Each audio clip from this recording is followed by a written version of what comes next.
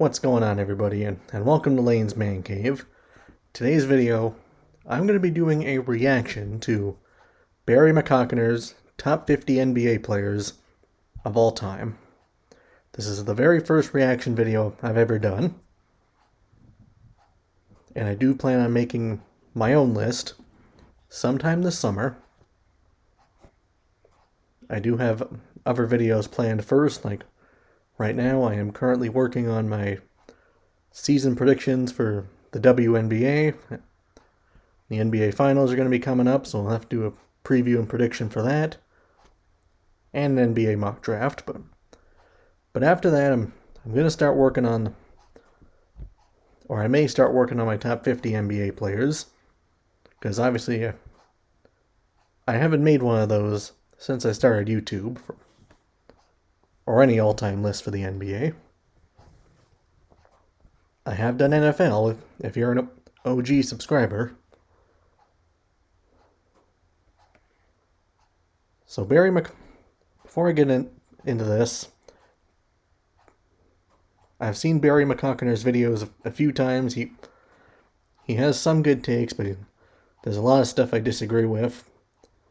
It's very biased, especially towards the new generation. Which, don't get me wrong, I do believe that sports has evolved as a whole, but a lot of people tend to completely wipe off the older generation. So I have not seen what his list looks like. This will be my first time as well. This will probably be a two-part video, but go into full screen and we're going to see what this list really is. Out to the sponsor of today's video. No need to get into the sponsor. Lottery was rigged in his... Patrick Ewing at 50. Okay, so I'm not going to spoil anything for my eventual list, but this seems very low for Patrick Ewing. But I'm going to hear this guy out. See if he makes valid points.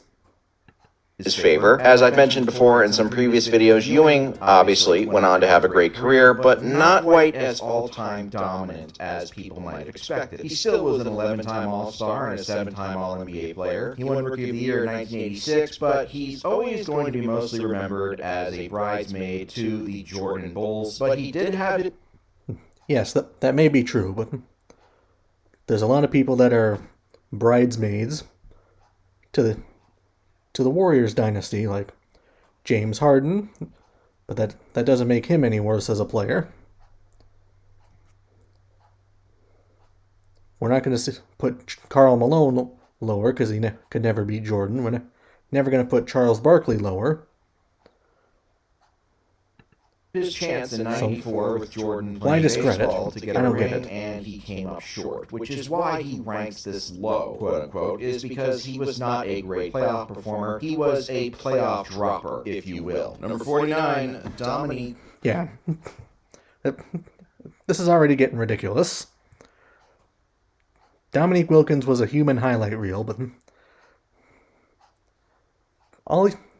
he was a good scorer. Not much else. He wasn't the best defender. He wasn't much of a playmaker. Dominique Wilkins scored a lot of points in the NBA, but he also took a lot of shots. He was a high-value scorer who didn't really rebound that much or pass the ball that much. I literally just said that. But he scored a lot, so he got a lot of attention, and that's why he's on here. He averaged nearly 25 points a game for his career. He was a 9-time All-Star and a 7-time All-NBA player. He did win a scoring title in '86 when Michael Jordan was hurt, but and you're putting him above a guy like Patrick Ewing, who wasn't an all-time great defender, but he made all defensive teams. He had Defensive Player of the Year votes. To me, there's at least a 20 space difference between Ewing and Wilkins. He was a playoff dropper. His stats got worse in the playoffs. Yes, that is true. He's mostly the '80s and '90s version of Carmelo Anthony, only more. Yes, Wilkins is better than Carmelo Anthony, but that is correct.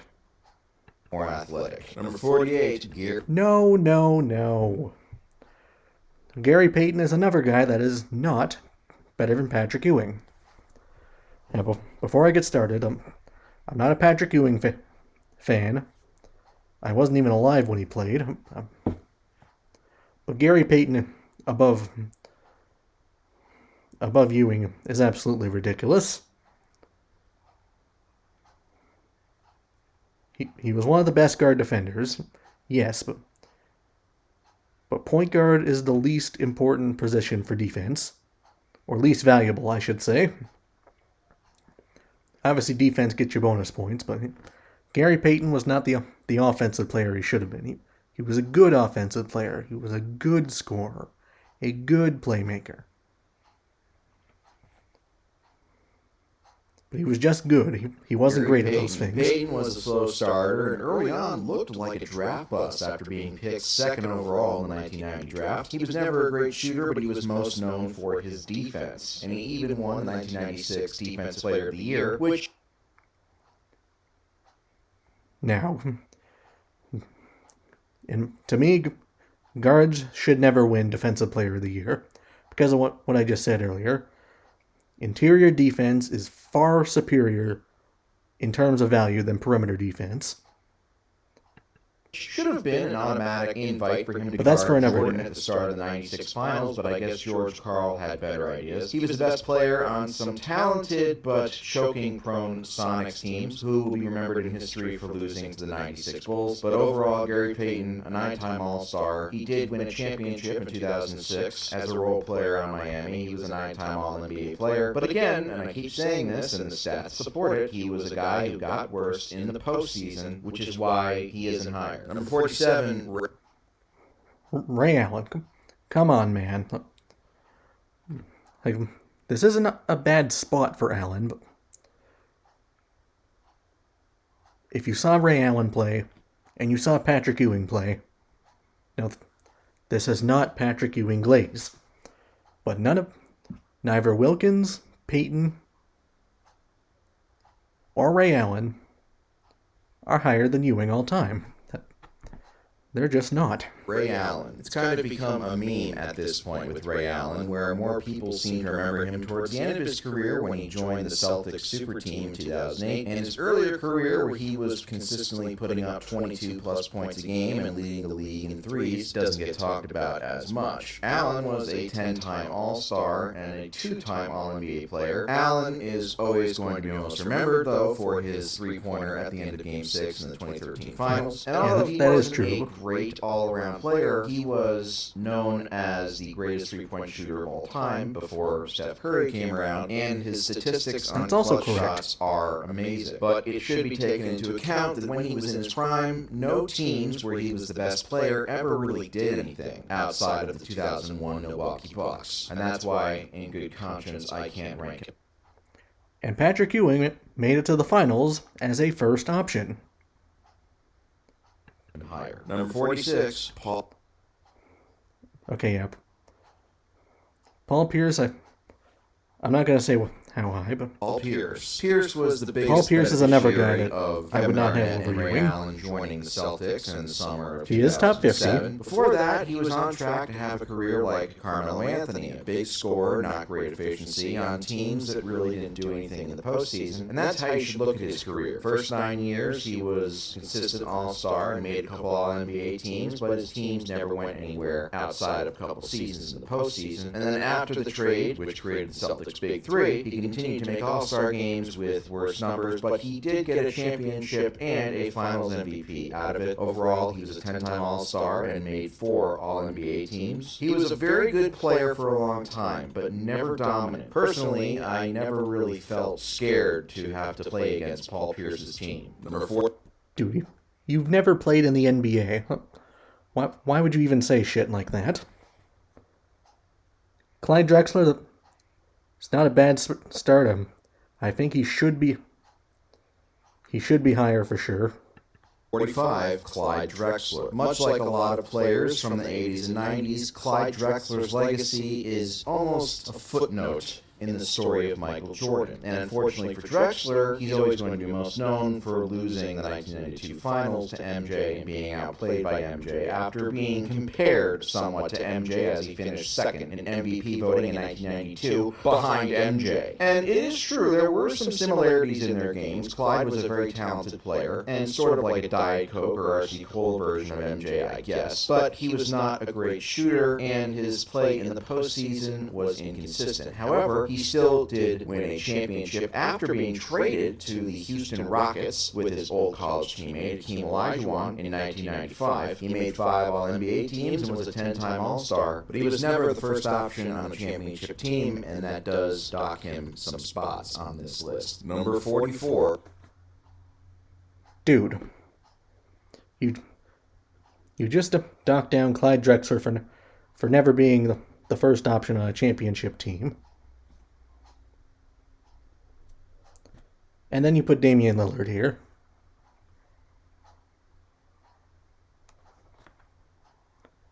Damian Lillard's a top 3 shooter of all time. Great playmaker, great overall offensive player. Obviously, he didn't have much help over his time in Portland. This is still high for Dame. Damian Lillard. I know a lot of people might laugh at this, but Dame's resume and his career is better than you might think. And he's also the victim, much like how Drexler was for Michael Jordan, he's the victim of Steph Curry. Essentially a poor man's version of Steph, who also got his ass kicked every single time he's played against Steph. For his career, Lillard has been a 9-time All-Star and a 7-time All-NBA player. He won Rookie of the Year in 2013 and averages over 25 points per game in both the regular season and in the postseason. He's never won a championship or even been to a finals, and that's where he gets hurt the most on a list like this. His early postseason career really wasn't great, but he had a couple amazing postseason runs later in his career, and his numbers corrected a little bit, but still, I would have to clarify him as a playoff dropper. I would also say that if Stephen Curry never existed, I don't think it's fair to call Damian Lillard a playoff dropper. He rarely had help when he was in Portland. I know LaMarcus Aldridge was there, but it wasn't for very long. CJ McCollum, he never made an All-Star game, and Dame went to the conference finals with him. I think a lot of people would think beat an OKC team that had Russell Westbrook and Paul George the year he was third in MVP voting. Higher of Damian Lillard. Number 43, Anthony. Yeah, that's a little low for AD. I definitely have him higher. Davis. Just the mere mention of Anthony Davis's name causes a lot of emotions and nicknames and jokes about how he's fragile and how... But that being said, he is better than everyone that's below him, except Patrick. He's not durable, and this and that. There's also talk that he hasn't quite lived up to the reputation that people thought he was going to be earlier in his career when it looked like he might be a top 15 or 20 all-time player. Now, he isn't that good. He's not like a Giannis level, who he's been compared to in the past, but he still has had one of the best careers in NBA history, and his resume is impressive. A 10-time All-Star, an NBA champion, a 5-time All-NBA player, 5-time All-Defense. He averages over 24 points and 10 rebounds per game in the regular season, and 26 points and 12 rebounds in the postseason. People will dock him a bit because his only championship came in the bubble, but he was fantastic in that postseason run. I feel like had he played in another era where his weaknesses, jump shooting and passing, weren't as emphasized for a big man, he might be even higher on this list, but still one of the greatest players ever. Number 4. And a side note, other than Tim Duncan, the best player to never win Defensive Player of the Year. And now we got Bob McAdoo. I know I just said that Barry is biased towards modern players, but McAdoo's not better than Anthony Davis. 42, Bob McAdoo. Bob McAdoo is probably one of those players that casual fans have heard of, but don't really know a lot about, probably because of the era he played in. He came into the NBA in the early 70s, but he entered the league with a bang. He won the Rookie of the Year award, was second in MVP voting his second season, and finally won MVP in 1975, in a year where he averaged nearly 35 points a game and 14 rebounds per game. He wasn't much of a passer or defender, and his best years didn't last. Now, right there. No, not much of a defender. And when you're a center, that defense is crucial because, like I said, interior defense is the most important style of defense, or part of defense. And defense as a center is your most valuable trait. And McAdoo doesn't have that. Davis does. Ewing does. But yet he's lower than McAdoo. Very long, as he got traded from the Buffalo Braves, now the LA Clippers, to the Knicks, and then started to get passed around a lot before he landed on a couple championship Lakers teams as a bench player. He was a 5-time All-Star, a 3-time scoring champ, won 2 championships with the Lakers, a 2-time All-NBA player, an MVP, and Rookie of the Year. He just played in an era that nobody really knows or cares about. But I guess if you had to ask, he was a 6'9" guy, skinny, who could spread the floor with his mid-range jumper. I guess you could say he was more like a prehistoric version of Kevin Durant. Number 41, Jason Kidd. Yep, that's a little high for Jason Kidd. He does have offensive limitations. He wasn't much of a scorer. He does have the high assists per game, but playmaking and passing are two different things. Kidd is a somewhat difficult guy to rank. He doesn't create the opportunities like nice most point guards do. Rebounding, assists, and defense, but he was never a great scorer, and he was always really inefficient. I don't know how his game would have translated to today's NBA, although towards the end of his career, he did get better at shooting threes. He's one of the greatest passers of all time and one of the greatest point guards of all time. A 10-time All-Star, he had 5 assist titles, won an NBA championship in 2011, was a 6-time All-NBA player, 9-time All-Defense, and the Co-1995 Rookie of the Year. But for as good as he was, it's tough to put a guy who shot 40% as a guard really any higher than this. Also, he's a great husband and an unbelievably reliable driver. Trust me. Number 40, Allen Iverson. That's actually not a bad spot for Allen Iverson.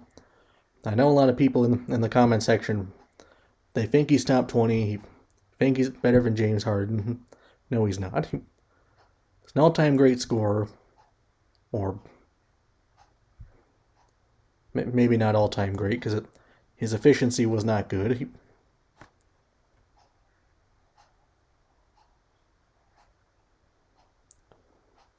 But this is a decent spot for AI. 11-time All-Star, 4-time scoring champion, 7-time All-NBA, and he also won MVP in 2001, where he had his famous run to the finals with the 76ers. But here's the deal about that MVP probably should have went to Shaq, if we're being honest. Like, very inefficient, which isn't to be unexpected, considering he was only about 6 feet tall. But the guy took a lot of shots to get a lot of points. And outside of the aforementioned 2001 run to the finals versus the Lakers, his teams never really did anything. He had more of an impact in terms of culturally and was fun to watch, but in terms of actual on-the-court play, while he was immensely talented, and if he had been 6'6" instead of 6 foot, who knows how good he could have been. Because okay, let's not bring that up.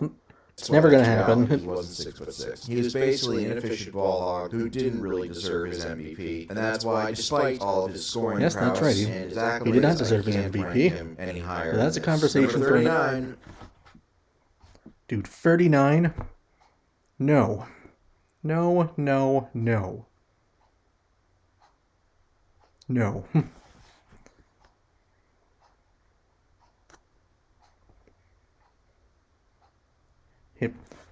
His MVP season's the most overrated MVP season of all time. His efficiency was dog water in that year. Russell Westbrook. Oh, Russ. If you're looking just at raw numbers and you don't take efficiency into account, Russell Westbrook is probably one of the 4 or 5 greatest players of all time and the king of the triple-double, something he took from Oscar Robertson. He essentially made the triple-double irrelevant and Oscar Robertson irrelevant. Yes, that is very true. He devalued triple-doubles. Relevant legacy-wise. Much like Iverson, he has been horrifically inefficient shooting the ball throughout his career, and also... That is true, but there is one difference between AI and Russ. AI went to the finals as a first option. Westbrook never did. Won an MVP. His numbers in the postseason, in terms of efficiency, are dreadful, and he's never won a championship. And really, in the last 5 or 6 years, he terrorized my Lakers for makes 2 his years. teams actively worse. But the sheer volume and production of his numbers is just too much to ignore to leave him off this list. But it's his amazing inefficiency that is why he isn't ranked any higher, despite having all those triple doubles. And even this is too high for him. And an MVP and 3 assist titles, and you know the deal. Basically. And he should not be above Anthony Davis. And he should not be above Patrick Ewing. With Russell Westbrook, you know what you're going to get, for better or worse. Or Clyde Drexler. Number 38, Steve Nash. Okay, Steve Nash and Russell Westbrook are way too close to each other.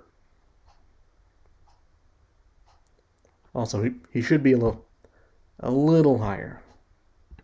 Nash was an ultra-efficient, all-offense, no-defense point guard who led some of the greatest offenses ever in Phoenix and in Dallas, which people kind of forget about. Nash will always be most known for winning 2 MVPs that were questionable at best, but there's no doubt that he is an all-time great. Yeah, his 2005 MVP, he definitely should have. He brought a 29-win team. Correct me if I'm wrong, but it was definitely 28, 29, around there, to a 61-win team. So 2005 is definitely deserved. 2006, not so much. LeBron had a better year that year. Nowitzki had a better year that year. Even Kobe had a better year that year. But he's also a player who never made the finals, which does matter when you're talking about all-time rankings like this. It just does. But his playoff numbers are not that bad. Okay, stop being mad at me. Although he might not be the all-around freak athlete that Russell Westbrook is, I think he's better just because of the difference in efficiency. Who knows, maybe yes, that is correct. If the NBA hadn't stepped in and suspended his best teammate in 2007, he would have won a ring that year and would be viewed more like Dirk Nowitzki. But you know what they say, if ifs were a fifth, we'd all be drunk. Number 37... Now, that's too high for George Gervin. He's definitely not better than Nash. George Gervin. When you think about it, Gervin is somewhat like the anti-Dr. J. Let me explain. Dr. J's most famous years came in the ABA, where he was celebrated for his dominance. Well, George Gervin, much like Dr. J, started out in the ABA, although unlike Dr. J, his numbers got better once he got to the NBA, including where he won 4 scoring titles. He made first-team All-NBA for 5 straight years, but unfortunately for Gervin, he was doing this in one of the least watch eras in NBA history, the mid-70s to early 80s, before Magic and Bird really came in and saved the league. Another thing hurting... And that is correct. While I said earlier that the older eras do need appreciation more, but you also do need to air attack sometimes, but 2 things can be corrected at once. And Gervin, he is not better than Steve Nash, not better than AI. And Gervin is that he never won a championship or even made an NBA Finals, but... Yes, and that's why he should not be above AI.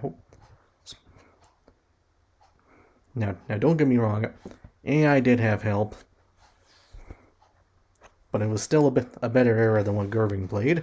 But the guy could score the basketball. In fact, he won 5 scoring titles in the postseason as well. Was a 12-time All-Star and a 7-time All-NBA player. He wasn't much of a defender or a passer, but the most essential part of basketball at the end is scoring the ball, and he was amazing at it, which is why he gets this spot, even if his teams never won anything. Number 36, John Havlicek. Yeah, that is a pretty good. That's actually a good spot for John Havlicek. Havlicek was a 13-time All-Star, 11-time All-NBA player, 8-time All-Defensive player. He was a Finals MVP in 1974, and he won 8 NBA championships, most of which came as a part of the dynastic Russell Celtics. He also went 8-0 in the NBA Finals. Does that make him better than Michael Jordan? Well, no, because I have common sense, although Jordan fans don't. Hondo, as he was affectionately called, was basically the jack of all trades. He wasn't a great scorer or a great passer or even a great rebounder, but he was a great defender, and he really combined all of these facets into maintaining Boston as one of the most successful franchises, and he certainly was a big part of the Russell Celtics continuing their dominance as Russell got older, and also winning multiple championships after Russell retired, proving that it wasn't a fluke or that he was just a part of the ride. For his career, he averaged over 20 points in the regular season and 22 points per game in the postseason, and was a good player until the day he retired, but never dominant, which is why I can't put him any higher. Number 35, Rick Barry. Now look, I might be a little bit partial. Yeah, Rick Barry, he's a little bit tricky to rank. I don't think he's better than Hondo, but he was a better scorer than Havlicek, but doesn't have the same success. Because of his last name, but I'm going to try and be fair with this ranking. Rick Barry was a complete asshole, and everybody hated him, but by God, could the guy play. He was another one of those guys that mixed his career between the ABA and the NBA, but it really didn't matter which league he played in. The guy put up a shitload of points. He was a 6-time All-NBA performer, despite losing several years of his prime to legal issues and being in the ABA. Overall, he was a 12-time All-Star. He had a scoring championship, but he's most famous, probably, for his 1975 playoff run where he carried the Warriors to an unexpected championship over a healthy opponent. Wow, that's something. Oh yeah, that is correct. I forgot about that. That some Warriors players can't say. He won Finals MVP. This is a little high for Barry. He also had several sons play in the NBA to let everybody know that he's had sex multiple times. Number 34, Luka. Whoa.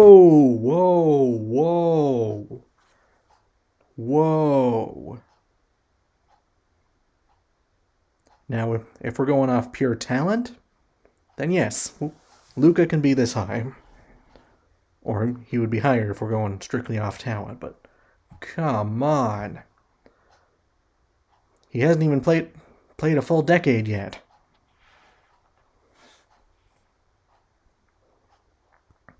Doncic. It's been quite the last couple months for Luka. He appeared to be a Dallas Maverick for life, and then, as you know, he was traded to the Lakers, and everything was going great for the Lakers, and everybody thought that Dallas made a mistake, which, quite honestly, they still have. But then Luka decided to be dog shit in the fourth quarter of the playoffs and sell another LeBron playoff run despite being 26. Dude, he had a stomach virus that series, and he still averaged well over 30 points a game. Prime, but enough of me complaining. Luka is one of the best players of all time and the youngest player on this list. There's no question about that. Do we know how long? Okay, that's good at least. He's going to play for? No. Do we know if he's ever going to win a championship? I don't know, but you look at the guy's numbers. He's an unreal talent who stinks defensively, but guys who average 30 points a game don't come around very often, so that's why he's on here. Also, a top 10 playmaker of all time. Don't forget that, Barry. Luka will be this high eventually, but as of right now, he doesn't have longevity. So he can't be this high. Had the Mavs beat the Boston Celtics, he probably would be this high. Even though I'm kind of mad at him right now. Number 33, Julius Erving.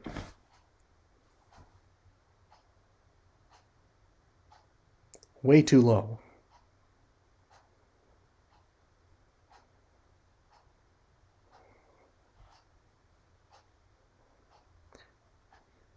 Aside from Kareem, Dr. J was the best player of the 70s.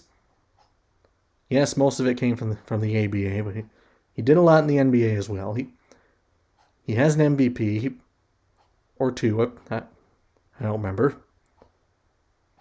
He has a ring. And he was the best player on the Sixers for most years. Even though Moses Malone has the finals MVP. But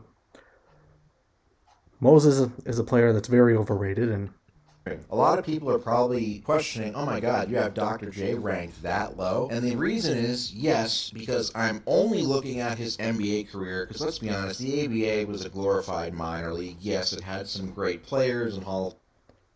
Okay, that's just not true, because Gervin came from the ABA, Rick Barry came from the ABA, McAdoo came from the ABA, several NBA talent came from the ABA.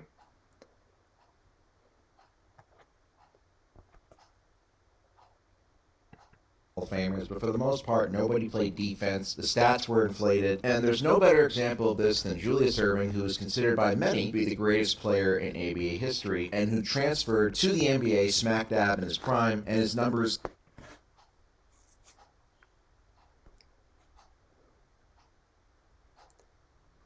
Dr. J was one of the best scorers of his era. Great defender as well. He should not be one spot above Luka Doncic. In the ABA for Dr. J's career, played 5 years, and he averaged 29 points, 12 rebounds, 5 assists, and 2 steals and 2 blocks a game. So basically, he was like the GOAT. In the playoffs in the ABA, 31 points, 13 rebounds, 5 assists per game. This dude was insane when he was with the ABA. And he was still great with the NBA. He played 11 years in the NBA, but a lot more down to earth. He did win an MVP, which obviously is not easy, but I just can't help but notice the huge discrepancy in averages the moment he got to the NBA. And it took having basically one of the most loaded teams ever for him. So that's like discrediting Warren Moon in the NFL because he played 5 years in the CFL. That's just not fair. To get his only NBA title in 1983, where he was a sidekick to Moses Malone. But no matter where he ranks on my list, he can always take solace in the fact that he's one of the very few great NBA players that nobody seems to hate in the social media era, which is a hell of an accomplishment. Number 32, Elgin Baylor. Yeah, it's not a bad spot for Baylor. He definitely should be higher.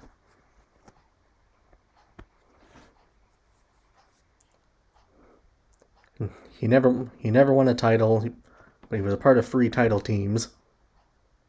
Or not 3 title teams, many title teams. And unfortunately, Baylor was the original when they finally won of the NBA. He was basically the first person who was capable of jumping. He had to and retire. Before he had a serious knee injury in his early 30s, he was putting up insane numbers, even with all the extra possessions for that era. He was first-team All-NBA in each of his first 7 seasons, and 10 times first-team All-NBA overall. He was an 11-time All-Star and Rookie of the Year, but the one big bugaboo with Elgin is that he never won a championship, running into those dreaded Celtics teams, but he was great in those series. Same with Jerry West. And not to mention, Baylor was pretty much never better than West when they played together. I mean, Wilt was on the back end of his career, but it was always West number 1. Wasn't for a lack of production. As for his postseason career, he averaged over 27 points and 12 rebounds, and to this day, he still holds the single-game points record in the NBA Finals with 61. Number 31, Bob Pettit. Yeah, that's too high for Pettit. Yeah, I remember him. He played before Wilt and Bill were even in the league, and after Mikan. He was the best player for a few years, but it was weak. Now look, there's not a lot of guys from the mid-50s NBA that I think could translate to today's game, but Bob Pettit is one of the few that I believe could. He won multiple MVPs, multiple scoring titles. He was first-team All-NBA 10 times and All-NBA every single season of his career. He finished his career averaging 26 points and 16 rebounds a game, which was a lot even for the era he played in. And he was also a good playoff performer and won a championship in 1958. But I am going to have to dock him points for the era he played in and the fact Well, at least you're doing that. That he sounds like Foghorn Leghorn. Number 30, John. Too high, too high, too damn high. I know you're gonna look. Most assists all time, most steals all time. Put some John Stockton film on. He was not the defender you think he was. And he wasn't the playmaker you think he was. Most of his assists were wide open passes to Malone. That's not creating opportunities for your team. The opportunities are already there. He is not better than Steve Nash in any way whatsoever. Not better than Anthony all Davis. The stat nerds absolutely love Stockton. All the advanced metrics not even better love than Stockton. AI. He was unbelievably durable. He was consistent, whether it was good or bad, and I mean that in exactly the way you think. Because this was a guy that was never going to look to score a bunch of points. Even at the detriment of his team, this guy was going to rack up a bunch of assists, and he was going to shoot the ball maybe, 10 times in nearly 1,700 games for as great as Stockton was. He never scored more than 34 points in any game, okay? And I think this is a big reason why, for all the success that he had with Karl Malone and the Utah Jazz over the years, they never won a championship because he wasn't enough of a scorer. Just looking at the raw counting totals, he's one of the 15 or so best players in NBA history. And he by far has the most assists, which is kind of been called into question lately because some of the assists by the scorekeepers may have been home cooking, blah, blah, blah. But to me, I think Stockton gets a little bit overrated because he played against MJ. He wasn't enough of a scorer. Still a great player, obviously. Still a guy that could play, but I think that he gets overrated because of the era he played in. Number 29, That's actually a damn near perfect placement compared to where I have him. Isaiah Thomas. Thomas is kind of the antithesis of John Stockton, and no, I'm not just saying that because one is white and one is black. I'm saying that because Thomas, despite being a point guard, had a lot more of a scorer's mindset. Unlike Stockton, he actually defeated Michael Jordan in the playoffs, and unlike Stockton, the advanced metrics don't really like Isaiah as much as you would expect. That's not to say that his advanced numbers are bad by any means, and he did get better in the postseason, including winning Finals MVP in 1990. But he was never uber efficient in terms of scoring the ball and was never in serious NBA MVP consideration, but he did make 5 All-NBA teams and was a 3-time first team. And he was a good playmaker while also being a very good scorer. All-NBA member. The biggest problem for Zeke is that after he turned 30, his career was basically over. For a regular season setting, I would rather have John Stockton. For a postseason setting, I would much rather have Isaiah Thomas, even though he might be. I don't think IT and Stockton should be that close. I still think he's better than Stockton. Number 28, Chris Paul. Yes. I do agree Chris Paul's better than Isaiah. I did say that guard defense is overrated, but it's a nice bonus because Chris Paul's a better scorer than Isaiah, better playmaker than Isaiah, better defender than Isaiah. And he's also better at all those things than Stockton. He's not a better playmaker than Nash.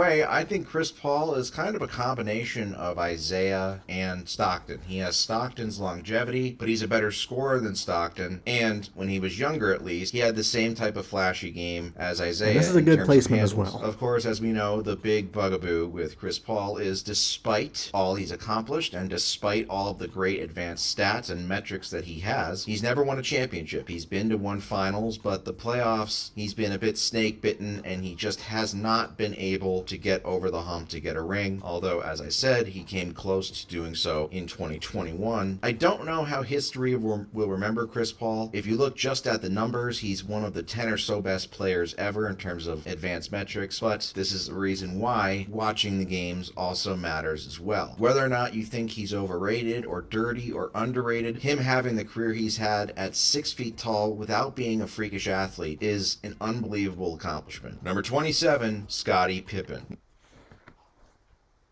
This is definitely a little high for Scottie. I don't think he's better than Chris Paul. He's not better than Isaiah. He's definitely better than Stockton.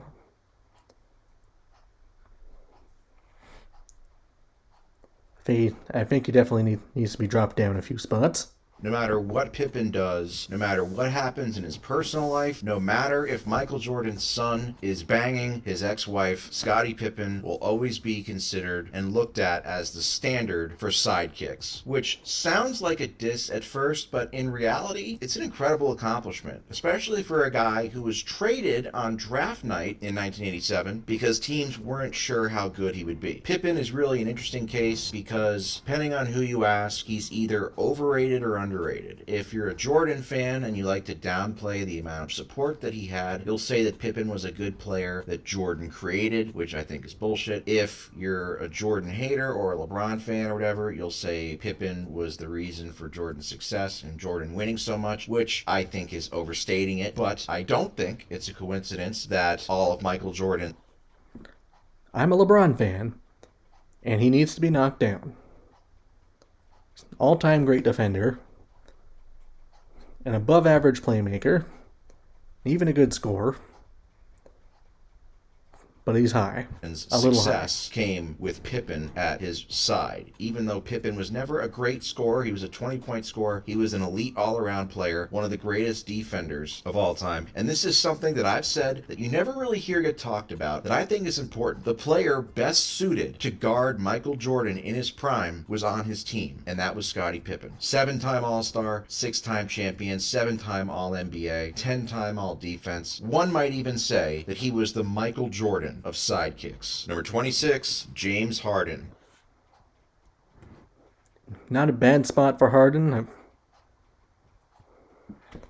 I don't think he should be above Chris Paul, but it's not a big deal. They're not very far apart. Regardless of where you land on James Harden, you have to admit that he's had a better career than anybody could have possibly imagined when he came out of Arizona State in 2009. It's ironic now and easy to forget that when he started his career as the sixth man in OKC with KD and Westbrook, nobody thought he was going to be a historic first option and win MVP and win a bunch of scoring titles and assist titles. He was seen as a guy who he could be good. He gets traded to Houston, but he's a victim of his own expectations because while he's had a historically great career, he will also always be known just as much, if not more, for his playoff failures and being a playoff drop. But even though he is one of the biggest chokers in NBA history, 11-time All-Star, MVP, 7-time All-NBA, he is one of the greatest players and an incredible offensive engine in the regular season. Unfortunately, he just has something missing that makes him disappear in the biggest moments every year in the playoffs, and that's why he's never won a championship. Number 25, Dwayne Wade.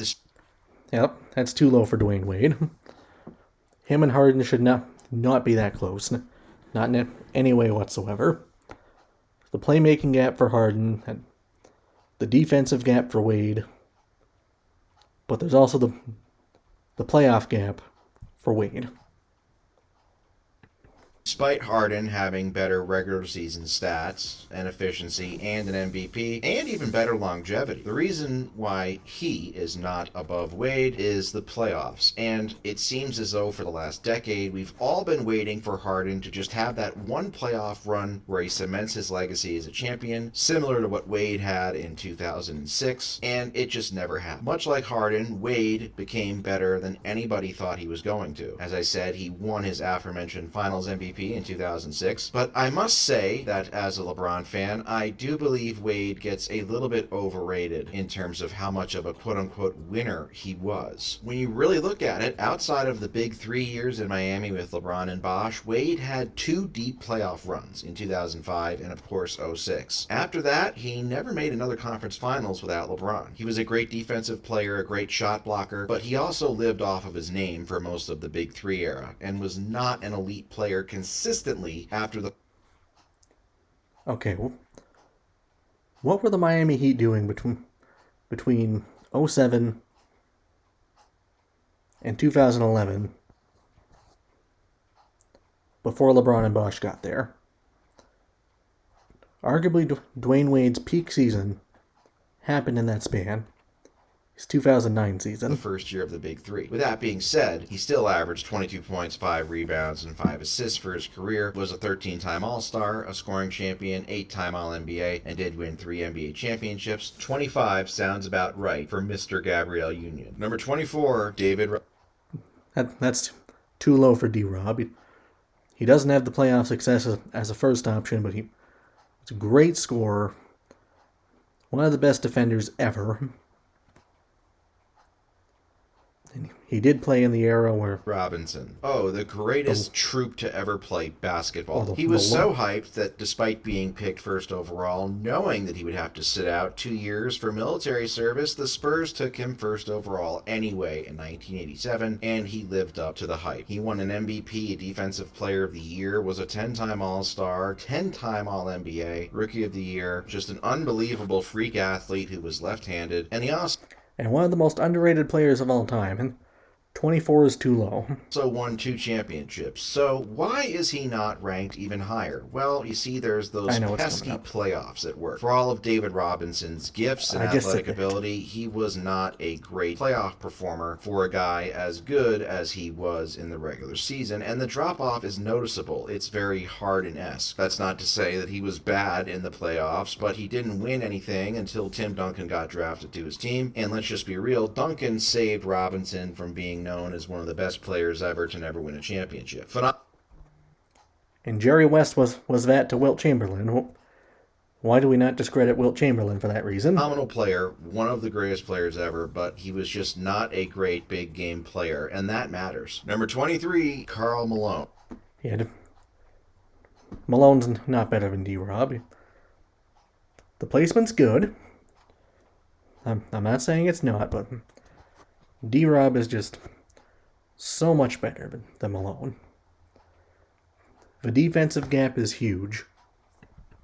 Remember, this is just talking about on the court. Even though Karl Malone is a bad person, he still is one of the best basketball players of all time. To be quite honest with you, just looking strictly at the regular season alone, he might be a top 2 or 3 player ever. His consistency was unbelievable. His teams won every year. He made first team All-NBA for 11 straight seasons. He finished with almost 37,000 points, almost never missed any games. But guess what? Never won any championships. You know why? Because he couldn't fucking step up his game in the postseason, and in particular, the NBA Finals when he got there. Much like a lot of other great players from the 90s who didn't win rings, all of that credit gets to Michael Jordan. But the thing is, Michael Jordan only beat Karl Malone twice in the playoffs. Karl Malone made the playoffs 19 times. That means 17 other seasons. Michael Jordan wasn't the reason why Karl Malone didn't win a championship. No, he is arguably, along with James Harden, the biggest postseason choker ever. His drop in efficiency from the regular season to the playoffs is astounding, and a big reason why the Jazz were never able to get over the hump. He also was a little bit of a system player in the sense that Stockton was a huge reason for his success.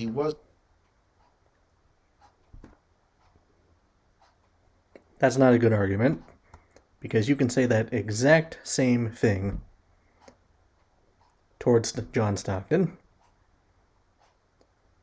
Most of John Stockton's assists came from this man.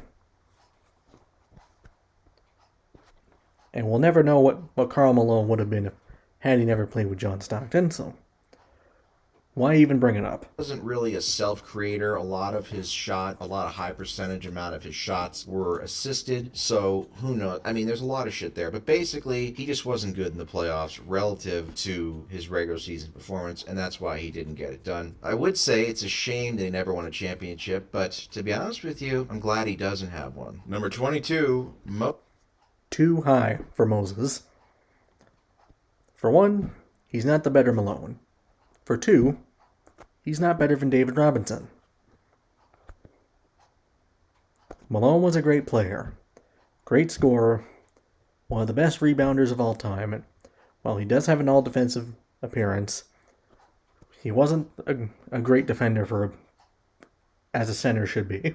Moses Malone. Moses Malone will always be most known for his rebounding ability. He won 3 also, MVPs, he was a god-awful playmaker, and a championship on the infamous 1983 76ers squad. But here's the deal about Moses. You hear all the time people talk about players from past eras, and they say, oh, imagine if he played in today's era. He would be great. But you never hear people say about former greats, well, if they played in today's era, they wouldn't be great. And that's kind of where I fall ball with Moses. He was an elite rebounder, but he was a terrible passer. He wasn't a great defensive player, and he wasn't a guy who spread the floor. So if he played in today's game, do I think he would have been horrible? No, but I think he would have been closer to being an Andre Drummond type of player than people want to admit. But nevertheless, he played in the era that he did. I don't think that's a fair evaluation either. But despite having 3 MVPs it's and a very successful career, obviously, I do think he was lucky to play when he did. Number 21, Kawhi Leonard. Quite easy. Good spot for Kawhi. I'm glad he's as high as he is. Even though he hasn't had a lot of injuries. I know he missed the 2017-18 season. Yeah, it was that year. And he was injury prone for most of his time with the Clippers. But he was the best championship player. The best player on 2 championship teams.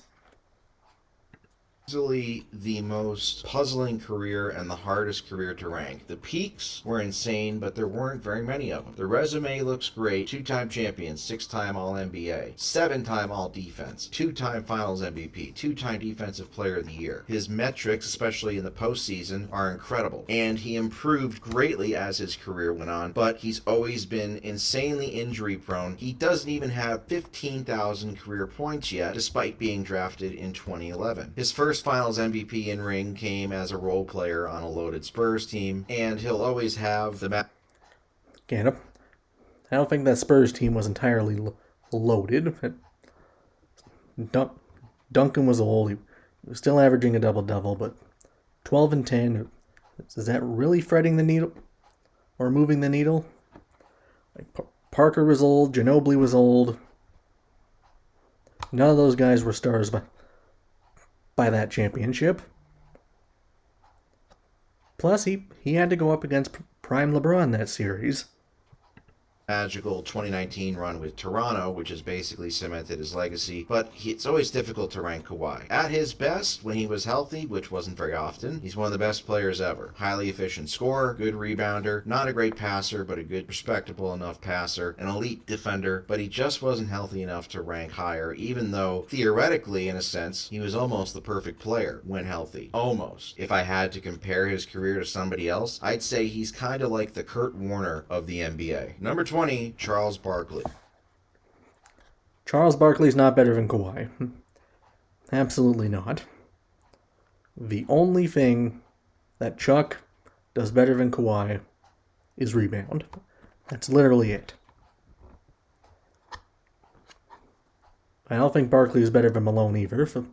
Listening to this man talk about basketball, it's pretty unbelievable to think that he is one of the best players of all time. Another one of the famed 90s players who never won a championship because of Michael Jordan and the Bulls. Barkley was a great rebounder despite his size, highly efficient scorer. He could not shoot the ball from 3. He was very bad at shooting threes, but he still took a decent amount of them. He won an MVP. He was not known as a good defender. He was an 11-time All-NBA player. He only made the finals once despite playing on some pretty loaded teams. His playoff numbers and advanced metrics are still pretty good, but despite being a great player, he was known as being lazy and as somebody who didn't take the game quite as seriously as he should have, and that was a big reason why he didn't win a championship. At least that's what the narrative is. You could very easily say he's the greatest player to never win a championship, but never winning a championship does matter in basketball if you're a great player. And I don't think he's the greatest player to never win. But to me, if you're truly that great, you'll be able to get it done at least once. And Barkley never did. Number 19, Kevin Garnett.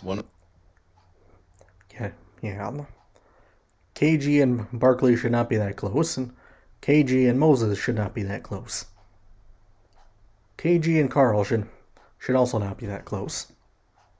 One of the very first prep-to-pro success stories, Garnett lived up to the hype almost immediately. He was a 15-time All-Star, 9-time All-NBA. KG, but I'm moving KG up on this list. A 12-time All-Defensive Team. He won Defensive Player of the Year in 2008, and he won MVP in 2004, as well as an NBA championship in 2008 with Boston. He was a very good scorer, an exceptional rebounder, an exceptional passer and defender. In terms of checking off all the boxes for every facet of the game, KG was pretty good, but he was hampered by playing on a bad Minnesota organization from Why punish him for that? He didn't have help on those Wolves teams.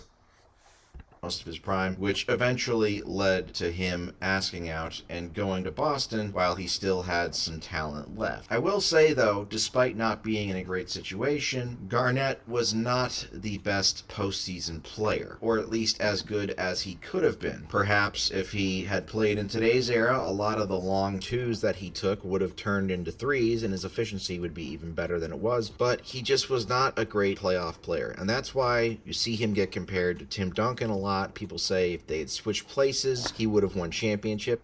Yeah, I'm not getting into this whole switching places thing because that's a hypothetical and it means absolutely nothing. But they are closer than people would like to admit. I'll say that. And yeah, maybe Garnett on the Spurs wins a ring or two, but Tim Duncan was a consistent playoff riser in his prime. Garnett was not. And even though you might argue Garnett was more talented than Duncan, was he better than Duncan? I don't think so. This segment is sponsored by Honey Nut Cheerios. Number 18, Dirk Nowitzki, not better than Kevin Garnett. He was a piss poor defender, and when you're a big like Dirk, you can't really get a pass on that. He does have that 2011 playoff run, which is an all-time great run. But that's really all he had in the playoffs. He was a dropper every year. He's the best shooting big, I'll give him that. Nowitzki. There are very few players that are defined this is high by for Dirk. one moment in their career. And for as great as Dirk was, and for as long as he played, and for winning an MVP, and having consistent success with Dallas, he will always be most remembered for his 2011 title run, which rewrote the narrative of his entire career. He went from being the soft European to the clutch superstar. Now, to be honest with you, I do think his 2011 run gets overrated from an individual standpoint, just because from a narrative standpoint, it's unbelievable. Dirk wasn't a great rebounder for his size. He wasn't a great passer or a great defender, but the guy could flat out score the ball, and he was the first real big guy to shoot the way that he does. And also really the first European guy to come over and have major success that made teams think it was okay to draft more guys from overseas. The other thing about Dirk was that he was a playoff riser. His numbers did get better in the postseason consistently, despite only having one championship, which is why I have him over Garnett, and which is why I have him over Barkley. If he had taken more three-pointers than he did in his career, his scoring numbers would be even more insane than they already are. Number 17, Oscar. Yeah, this is too high for Oscar. He was the original triple-double king, back when those actually had meaning. Although Jokic kind of gave him meaning again. But he didn't do much in the playoffs. Granted, he played against Bill Celtics most years, and Wilt Chamberlain teams most years, but he couldn't finally win it all until he played with Kareem. Robertson. In a way, I kind of feel bad for the Big O, because for so many decades, his entire claim to fame was being the only player to average a triple-double for a season, and then Russell Westbrook just completely shit all over that. But Robertson is one of the few players from the 60s that I think could transition to today's game. He was basically good at everything. He won Rookie of the Year, he was first-team All-NBA in each of his first 9 seasons, he won. And for the record, how you translate into today's NBA means jack shit, because we're never going to see him in today's Won a NBA. championship as second fiddle to Kareem in Milwaukee towards the end of his career. My biggest gripe with Oscar the Grouch is that he had a 3-year period smack dab in his prime from ages 29 to 31 where he didn't make the playoffs, which kind of hints were his numbers somewhat hollow? I don't know. The fact that he needed to go to Milwaukee with Kareem and an already loaded Bucks team to get a ring doesn't really reflect well on him, and the fact that he was only able to get one ring in 4 years with Milwaukee is a little bit underwhelming, but goddamn, the guy's numbers and all-around game were legit, and he was also super efficient, unlike Westbrook, who he's been compared to a lot. Number 16, Giannis Antetokounmpo. Good spot for One of the Giannis. younger players on this list, but I think the ranking is justified. Giannis was drafted as a project, and it's safe to say that he worked out very, very well. But also, he's for not better than Milwaukee. He's Kevin won Garnett multiple MVPs. just He's won a yet. championship and a Finals MVP with a historic Finals performance. He's won Defensive Player of the Year. He's essentially won almost every award and every honor that you could get while averaging insane numbers. The big bugaboo for him, of course, is that outside of 2021, his playoff career and the playoff success that he's had with Milwaukee has been pretty spotty. And that one... That's because almost every year after that, well, he had to play under Doc Rivers. playoff run is doing a lot of the heavy lifting for him, but despite everything, he still is 30 years old, smack dab in his prime. He might not be able to shoot the ball, but he is so relentless that it really doesn't matter. He's going to find a way to get his 30 points and 15 rebounds and 5 assists while playing great defense.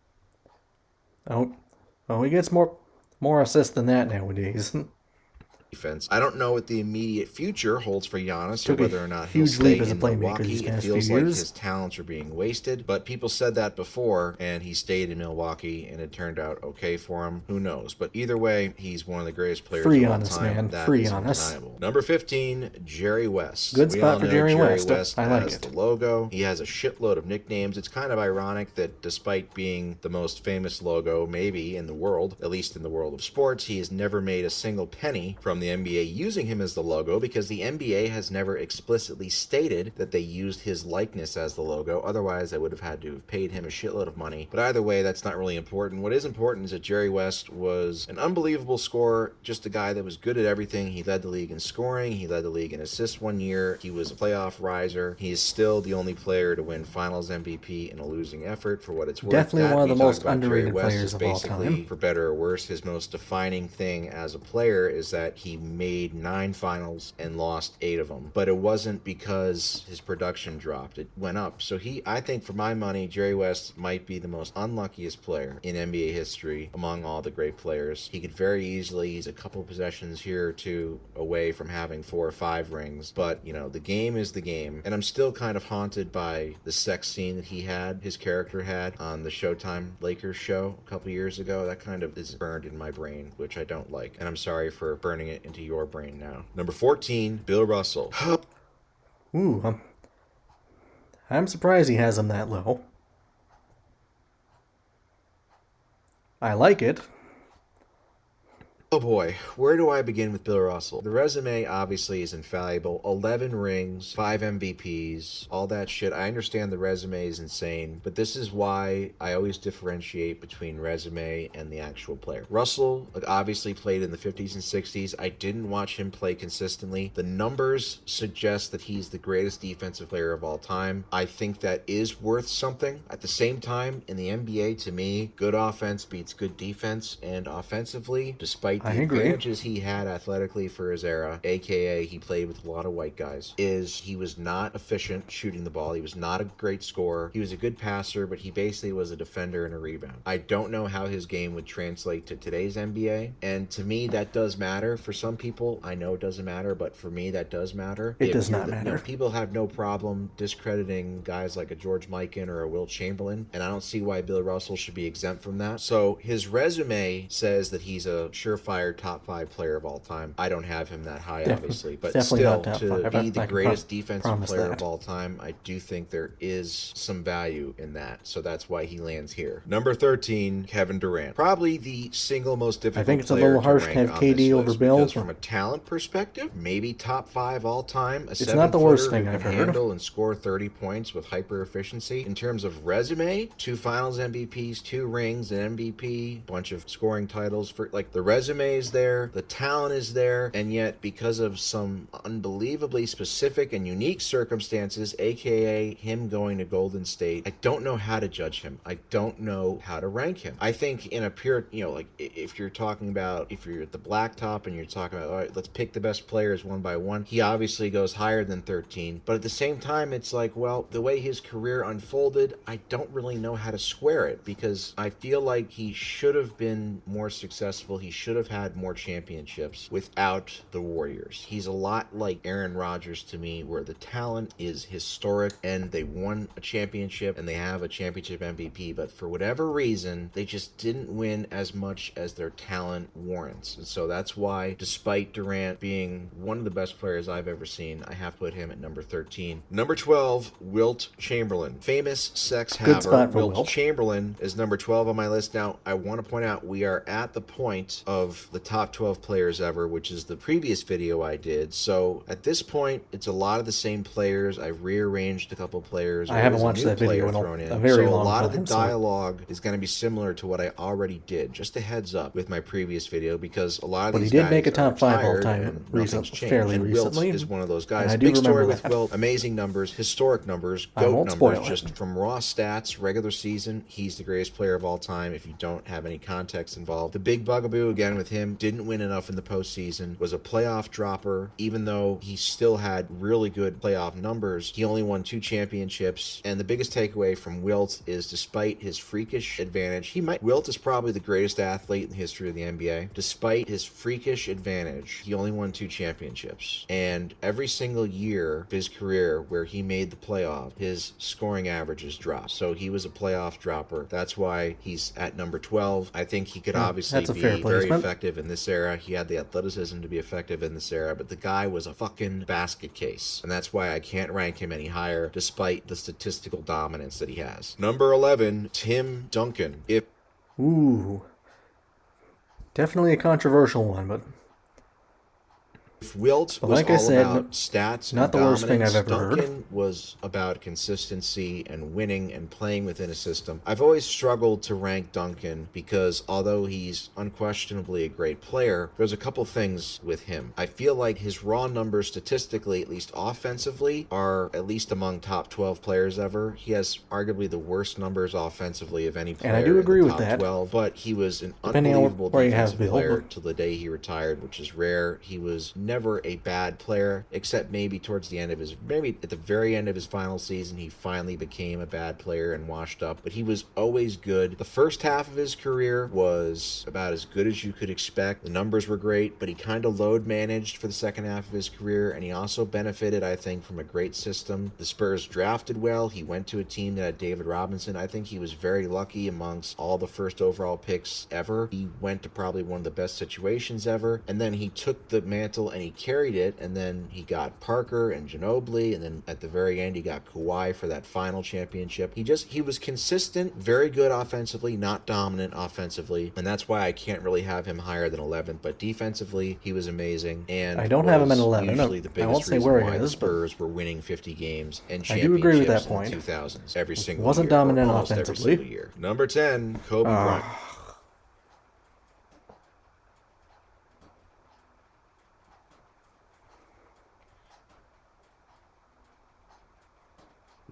This is the absolute worst. Oh, Kobe. What is there to say about Kobe? Probably, besides LeBron James, the most polarizing player in NBA history, but unquestionably one of the greatest. But what makes Kobe so polarizing is he's considered by so many players, and you hear so many people talk about him like he's one of the 2 or 3 greatest players ever, and he's not that. I don't know what else to say. He was a great player for a long time, was a great scorer, although his efficiency left a little bit to be desired. He was an unbelievable the 2000s were the slowest era in NBA history in terms of scoring. It was also probably the greatest defensive era. The game was slow. Everybody was inefficient. You look at AI, you look at Tracy McGrady, those guys actually were inefficient. Kobe's efficiency is one of the most explosive overhated scorer. You know, when he aspects was on in his history. A game like that, it was incredible to watch, but he had a lot more stinkers than people remember. He was not a great finals performer. He was an inefficient shooter in the finals. He didn't necessarily piggyback off of Shaq for 3 rings, but he was not the best player on his team for his first 3 rings. Like 2000, obviously Shaq was way better, but 2001, they were super, super, super close. And keep in mind, this is peak Shaq we're talking. Kobe was in his early 20s back in 2001.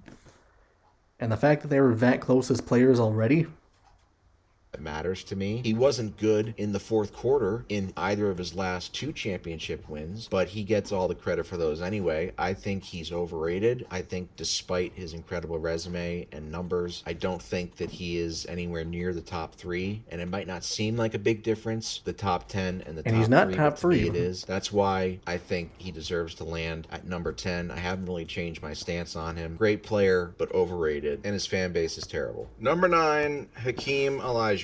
Hakeem is one of the...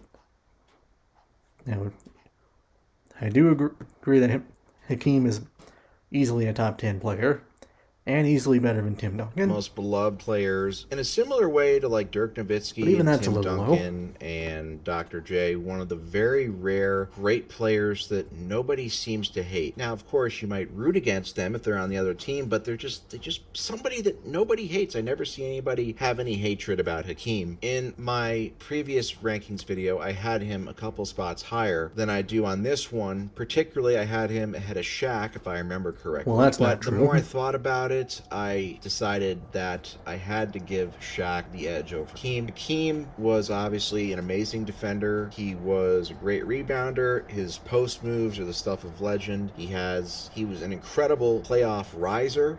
His numbers and efficiency and volume all got better in the playoffs. He won multiple finals MVPs and MVP. Like, he's stamped. We all know that.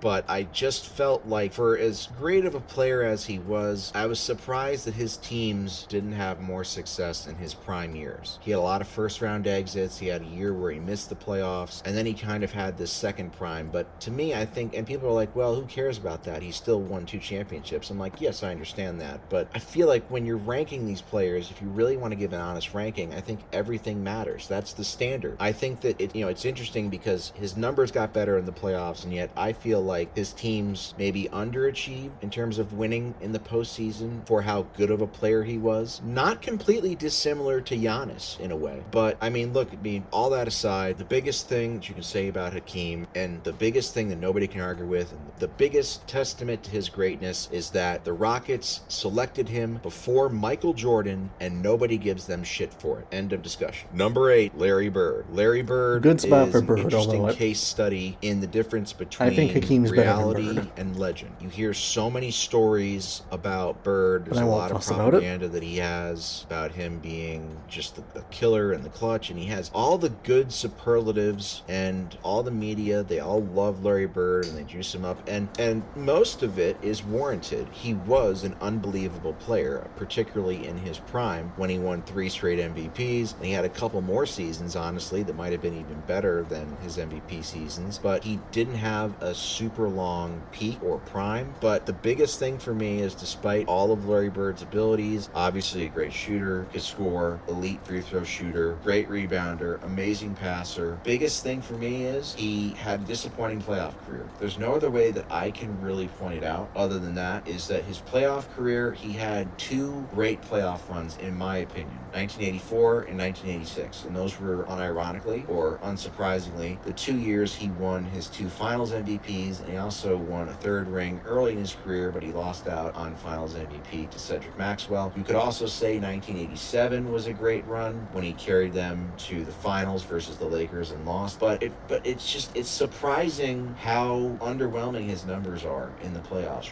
relative to his legend. He had like a couple great postseasons, and those are really doing a lot of the heavy lifting for his legend. And that's why I can't have him ranked any higher than 8th, and why I think Magic Johnson is better. Number 7, Shaquille O'Neal. Did Shaquille O'Neal underachieve? Shaq should be a few spots higher. Yeah, probably. Is he still one of the best players ever? Yes. Do I enjoy listening to him on TV? Absolutely not. But goddamn it, he's still one of the most dominant players ever. And to me, his combination of volume and efficiency as a scorer is what lands him at number 7, as well as his historic three-peat Finals MVPs during the Lakers three-peat from 2000 to 2002. That's what really, to me, gave him the edge over Hakeem. It's a very close debate, but at the end, Shaq was just so much more efficient as a scorer. And to me, that matters, even though when they faced off head-to-head in 95, Hakeem was better, but that was Hakeem at his peak, and Shaq was still just a young pup. You know, everybody already knows all about Shaq's accomplishments. Towards the end of his career, he kind of sold out, and he was going from team to team, and it was kind of sad. He was a big shell of himself from when he was at his peak. But at his peak in the postseason, when he was out there shooting, 60%, averaging, and I would argue 30 that points, 15 rebounds, 2000 Shaq Shaq 40 points is the greatest MVP season. He was just unbelievable in those three-peat finals. I will make that argument. Very few players have ever reached over a 3-year span, but he's up there. The one thing about him, he never led the league in rebounding and never led the league in block shots, which is surprising considering the talent and the gifts and the size that he had. So I do think he could have been a top he did play with 2 or 3 Hakeem, player ever, like you just said. At this rate, He also played with D-Rob, finishing top 7, and which I Mutombo, don't think and Ben is Wallace, something and to Tim be Duncan, too upset and about. Kevin Number Garnett. 6, Magic Johnson. Yes, that's right. To me, Magic Johnson is no longer the greatest point guard of all time. But then again, what is a point guard? The debate is obviously Steph versus Magic, and it actually is a pretty good debate because I'm both having of a these tough time with the guys whole have played Magic on and stacked Curry teams debate for right now. virtually their entire careers, especially Magic, because he was drafted onto a team that had the best player in the NBA. Steph, the first couple years, the team was bad, and then they drafted and got good really quickly, and then we all know how that went. But with Magic, just a GOAT-level offensive player, hyper-efficient, probably the greatest passer in the history of the sport, insane amount of assists. He could rebound if he had wanted to, if he had more of a scorer's mentality on the field, or on the court, rather. We already know he had that off-court, but on the court, if he had been more of a scorer mentality, very easily could have been a super efficient 25 points per game type of guy. Was never a great defender. Magic didn't need to be a great scorer. He was already a good scorer in the 80s, and the best playmaker ever. The Lakers were able to win 8 times in 10 years there, with the occasional Houston Rockets run mixed in. But Magic ranks this highly because, again, he was just a GOAT-level offensive player. He was a terrific playoff performer. He was a better finals performer than Larry Bird. He was a better playoff performer than Larry Bird. Those two are basically like inseparable, but that's why I have him here. If you're talking about a quote-unquote pure point guard, he still is the best there in terms of bringing the ball up and finding guys and passing the ball to guys. But if you're going to consider Steph Curry a point guard, then when it comes down to it, when it comes down to brass tacks, I would much rather face Magic Johnson in a playoff series than I would Steph Curry. And that's why I have at number 5 Stephen Curry.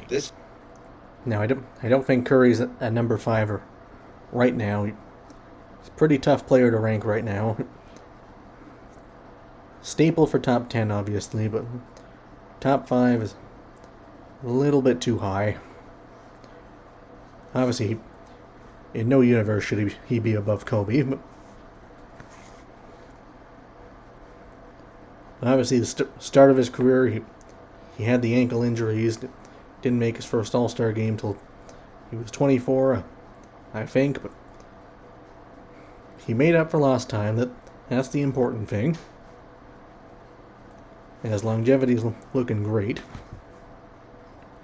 This is really probably the most hilarious ranking because, as most of you know, if you follow me on Twitter, I've been on a rampage lately, just completely crapping all over Steph and pointing out his weaknesses and calling him overrated and lucky. Overrated? Everything is relative. Is Steph Curry overrated when somebody says he's a great basketball player? No. Is Steph Curry overrated when people say he's the greatest point guard of all time? I think that's a reasonable statement, even though technically, let's be real, he's more of a hybrid guard. He hasn't really really played a traditional point guard spot since Mark Jackson was there. He plays way more off the ball, so he's more of a scoring guard. So Magic and Steph, their play styles couldn't be any more different, but their impacts are very similar.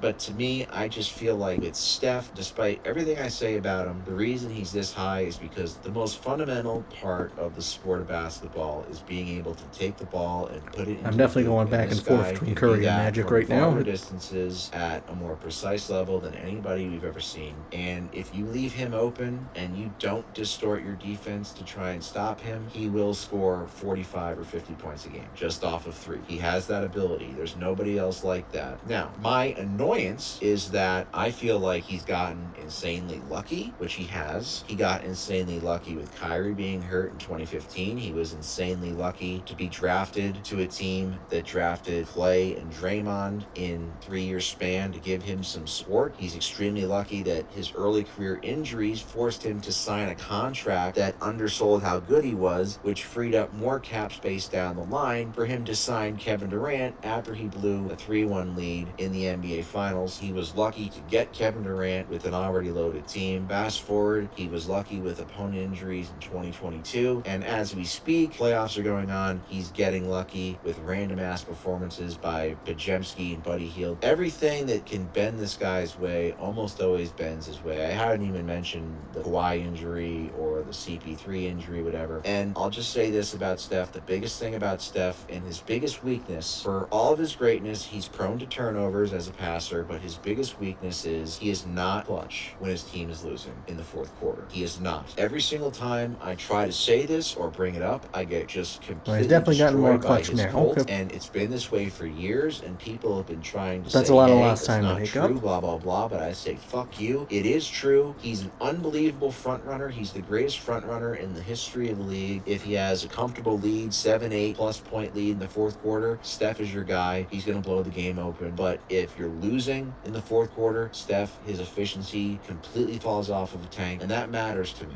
And to me, I think that's a big reason, in addition to, of course, recruiting Durant, why he only has one Finals MVP. But enough he about should have this. You guys already know Iguodala's how I Finals feel about MVP. Steph. Great player, but his fans just completely Iguodala was not insist the on LeBron putting him stopper. into LeBron convos where he does not belong and saying he's better than LeBron and rewriting history. And every single good thing that happens to the Warriors, it's all because of Steph's gravity. It's never because his teammates might actually be good. It's never because his teammates might actually make a basket. Kevin Durant averaging 35 a game in the 2017 Finals, yeah, that's all because of Steph. That type of bullshit is annoying. He's an exciting player to watch if you don't hate him, but I hate watch him because of his fans. I wish it was different, but still, my hatred isn't so much that I can't recognize that he is one of the greatest players of all time and absolutely terrifying to play against. But at the same time, he is lucky and has benefited from a lot of breaks. And he also had to team up with Kevin Durant in order to beat a healthy LeBron team. Don't forget that. Number 4, Nicole. I knew this was coming because I saw his top 5 players that he made a few months ago. Do I agree with it? No fucking way. Do I even think he can get to number 4? That is a huge maybe. Jokic is not better than Kobe. He's not better than Shaq. He's not better than Curry.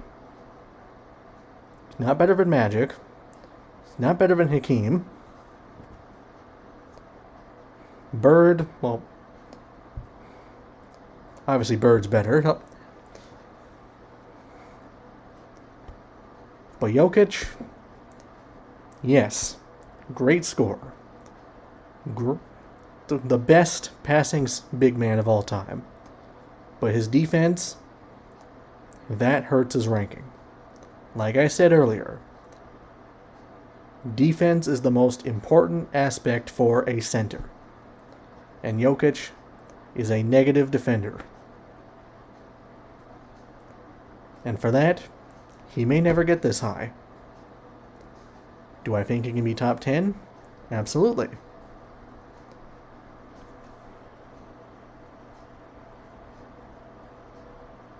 But he is certainly not 4.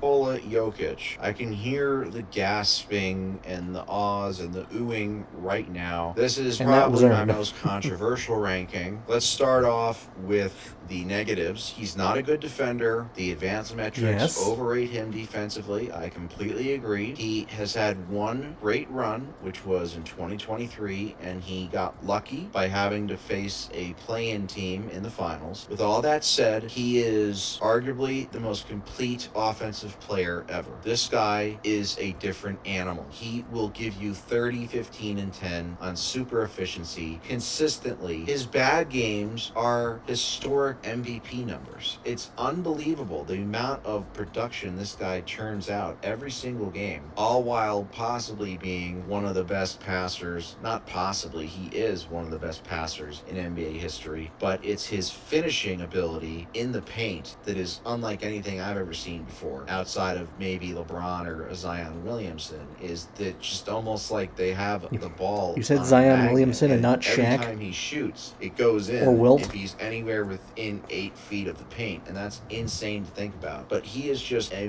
monster player. I enjoy watching him play. In terms of straight up game, I think that he's probably even higher. I think he's probably right there with LeBron and Jordan in the top 3. But No, no, no, no, no, no. I think as he continues to play, he's already won 3 MVPs, so it's not like his resume is barren or anything, but I think the longer he plays, the more he dominates. If he has a couple more title runs, then people will finally start to see the vision. I think Jokic is one of the 4 best basketball players of all time, and there's no amount of gaslighting he's that not. will get me to change that opinion. Number 3, Kareem Abdul-Jabbar. Nothing changed here. Okay, On that's my pretty last obvious. Video, Kareem was also 3rd, and since he hasn't played in an NBA game since 1989, he has done nothing on the court to change my stance on that. Although, was my last video, was that before or after LeBron passed him? I don't know. It might have been before. He still might have been the all-time leading scorer during my last greatest players video. He's obviously no longer, but he is one of the very few guys, Kareem is, that combines an insane peak with insane longevity. He was also a playoff riser. He won 6 MVPs and 6 rings, but this is the thing with Kareem, is that the first decade of his career, he won 5 MVPs, but he only had 1 ring. The second half of his career, he got teamed up with Magic Johnson. He had 5 rings and just 1 MVP. He did win 2 finals MVPs, and he did benefit from playing with Magic, but also vice versa. Magic benefited from playing with him. He was the best player in the league for almost an entire decade, even if that decade was the 1970s, and it was filled with drugs, and the ABA was taking talent away. That's the biggest gripe to me from Kareem, about Kareem, why I can't say he's the GOAT, is that he didn't cash in on more championships in the 70s, and that he never won a championship without an all-time great point guard. He needed Oscar, and then he had Magic. Okay, well, Oscar was in the twilight of his career. Years in his prime, where he didn't have an all-time great point guard. His team's not a lot of success. That's the only real bugaboo for him. But he was obviously the real deal, and anybody who thinks otherwise, just watch Airplane. You'll understand. At number 2... Okay, I'm gonna end it here. I don't want to get into the GOAT debate right now. We've been here for over an hour, or well over an hour. You guys have been here long enough, so I'm gonna end it here. But if you did stay this long, I appreciate it. Because it's 2:45 in the morning where I am right now. I mean,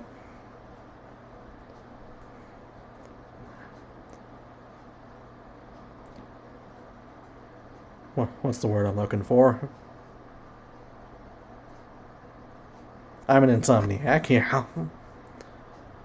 So I'm not going to bed anytime soon just yet. But I'm going to end the video here. Thanks for watching. There's going to be more content coming up. And if you haven't already, be sure to like, subscribe, and hit the bell for notifications.